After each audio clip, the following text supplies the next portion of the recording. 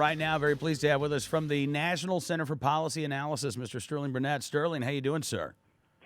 Good to be back on, Cam. It's great to have you here. And you've taken a look at Senator Feinstein's legislation. You've obviously heard Barack Obama's proposals, what he wants to do with gun control. Vice President Biden is down in Richmond stumping for gun control at a private event today. We're talking about a new gun ban, a new definition of what constitutes a quote-unquote assault weapon. Right. Quote-unquote universal background checks, which we know aren't really universal, as well as a ban on magazines that can hold more than 10 rounds. So you say, this is not going to save lives, this is not going to prevent mass shootings, this will not reduce violent crime. Yeah, no, I mean, we all, share the disgust at the person who carried out the killing of these children, both in Newtown and in the various massacres that occurred before Colorado and Arizona and elsewhere. Everyone agrees that we want to reduce the chances of those occurring and the carnage that's caused, when they do occur. The question is, what laws are most likely to have a positive effect, and rather than choosing laws that actually might have a profound impact on reducing these kinds of events, the Obama administration and Senator Feinstein go for the headlines and miss the target. They are going after guns. They've tried this before. That's one of the things that's most disturbing is they've tried this before. We experimented with this. We did this for 10 years after the Clinton administration and running through the Bush administration. And the government's own studies, outside studies, every study that's looked at it has shown there was no effect from the semi-automatic sporting rifles ban. There was no effect of the ammunition clip limits. It had no effect on crime, on mass shootings, and yet their response is, well, it didn't work before, but let's do it again anyway.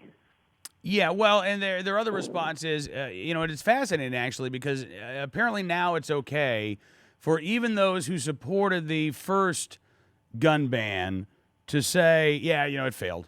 Now they can, but now they're saying, well, yeah, it failed, but this one's not going to fail because this one's going to be even more awesome, Sterling. We're going to change the definition of what constitutes a quote-unquote assault weapon. We're going to name more firearms. We're going to say that now a quote-unquote assault weapon is a gun with a pistol grip or any one quote-unquote military-style feature that can accept a detachable magazine that could hold more than 10 rounds. And so with this new definition of what a quote-unquote assault weapon is, this time it's going to work. Trust us.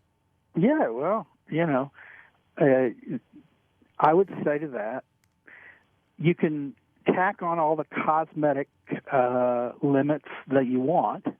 These guns are no different from any other semi-automatic firearm, and the same damage can be done, and the same lack of evidence that these are significant guns used in crime, will be true before and if the ban were to occur after the ban.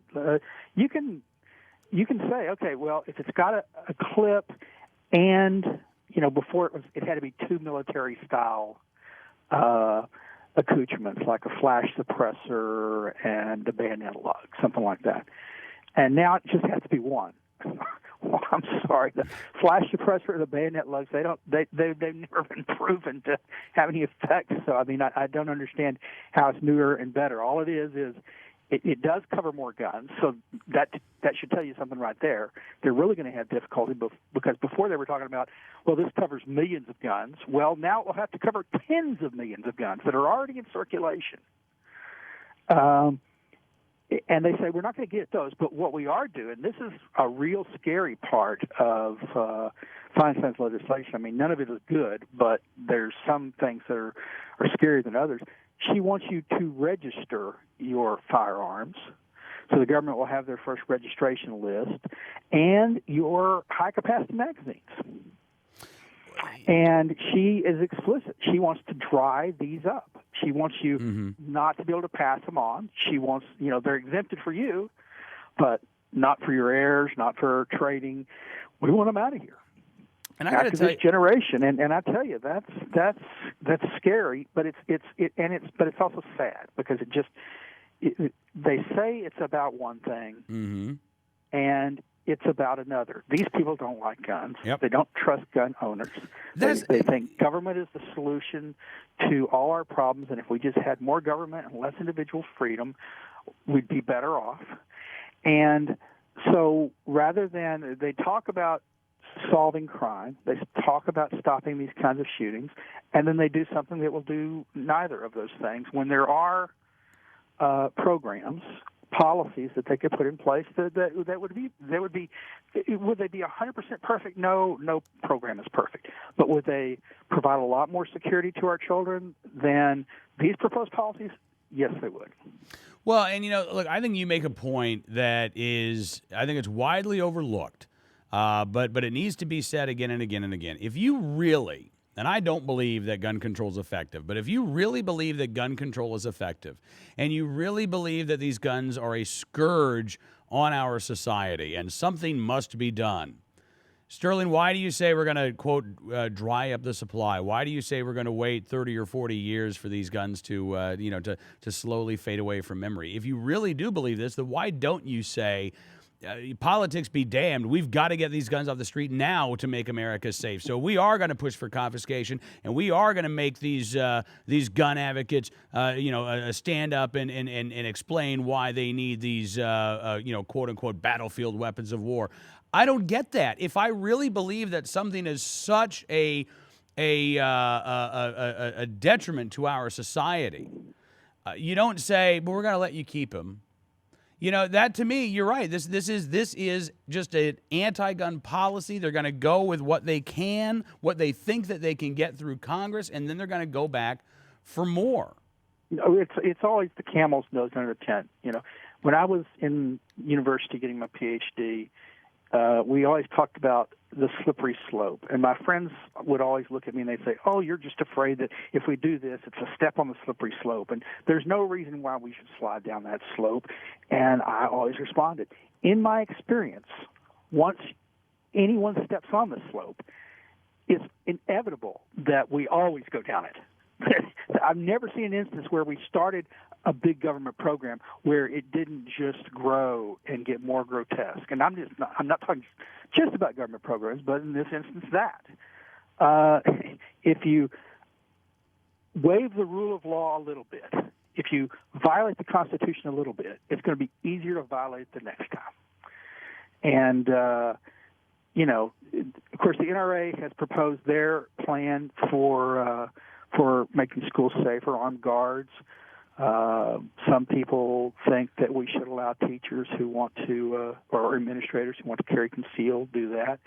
I'm all in favor of any of these. I think they would be much more effective than the administration's proposal.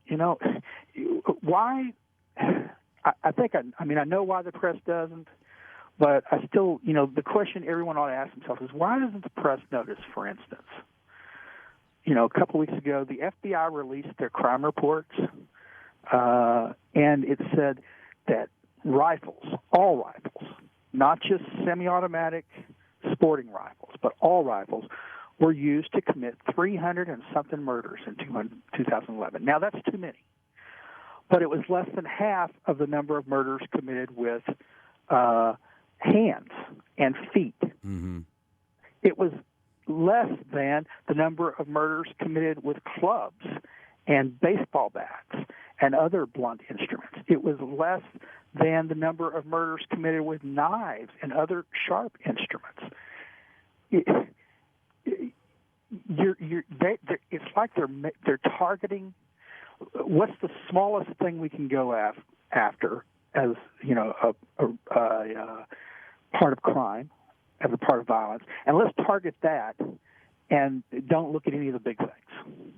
Well, yeah, and again, I think a lot of the strategy is a repeat from the '90s, which to me kind of just demonstrates the intellectual bankruptcy of the gun control movement here. I mean, they were pushing for things that they were pushing for 10 years ago, 15 years ago, 20 years ago, despite the fact that violent crime at 40-year lows in this country, despite the fact we've now got 8 million right to carry holders. Their argument hasn't changed, even though the world has. Yeah, no, there's no question about that, and the politics of divide and conquer. It's the politics of hypocrisy. I mean, whatever you think of, for instance, the NRA's ad concerning the protection of children at school and Obama's children with armed guards, the day after the administration complained about that ad, they had 4 children standing behind the president at the signing of his executive orders. Right. He's using children. And then they released the videos. The White House released videos of children who had written letters to President Obama, asking for gun control. It's just pure hypocrisy. We all know it's really about politics, and sadly, politics is not, in my experience, for the most part, about serving people. It's about power. And these guys want to exert their power. They have a vision of the world. They have a vision of the world that they're willing to impose through force. If they can't get it through democracy, through the votes in Congress, they'll do it through executive order. And of course, the president ran up against it just today when his so-called resource appointments were tossed out by the court. But he's the imperial president, and he's going to do whatever he thinks by his own lights is right for whatever political reason. And I can't get inside the man's head. I don't know why he believes guns are evil rather than tools. I don't know why he thinks these policies, if he really believes these policies will prevent crimes. But because he believes it and he thinks I'm the president, I can do what I want, he's going to try and do it his way. Yeah, absolutely. Well, listen, Sterling, great to have you back on the show, sir. Have a great weekend. Stay safe out there, and I look forward to talking again very soon. Well, I hope to be on again. Take care, Cam.